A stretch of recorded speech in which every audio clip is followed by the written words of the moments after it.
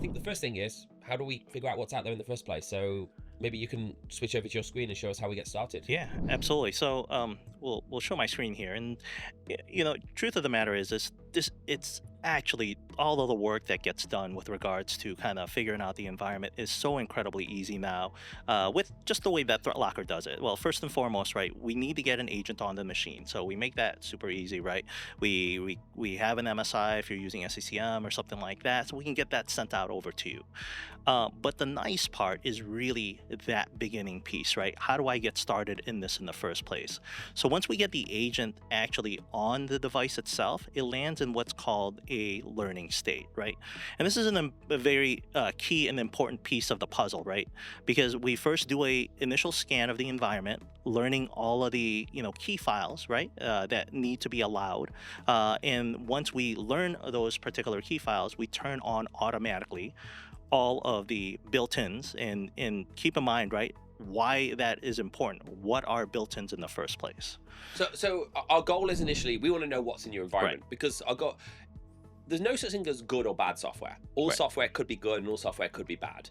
And if you've got a coupon clip in your environment that's made in China and can see your passwords, and you say, well, I really need these discounts, then you decide that's good or bad. So what our goal is to figure out, how is your environment as it comes, and we do that in two ways. When we scan your machine, the first scan, we look for what we consider known applications, and this is the built-in, which is an application that we essentially as a company update and maintain that list of. So an application is essentially a list of files, hashes, shards. So we'll go in and we'll say, okay, Putty or Office needs a list of all these files. That's a built-in.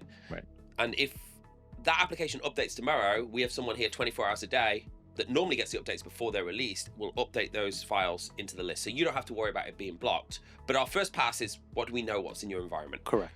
And then we create those policies, and maybe if you can show us what they look like, those policies. And what's crazy, right, is the amount of built-ins that we actually support today. So on a day-to-day basis, our application team is constantly cataloging these applications, and from a built-in perspective, we got well over 8,000 of those built-in applications.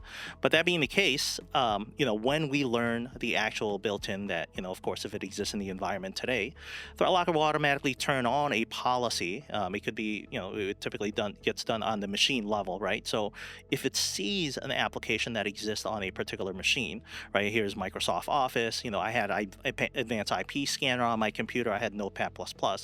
It basically automatically creates these policies for me, and so I don't have to, sit there and go into my CMDB database and figure out every single application, which is often not up to date anyway. So it automatically figures all of this out for me, and then of course takes care of making sure that these things are allowed. So the built-ins, what? How many do we have? Well over 8,000 now. On average, I think we're adding 100 or 200 or so every month nowadays, because again, it's just constantly growing, and we're really just kind of making sure that we've accounted for all of the most common applications out there.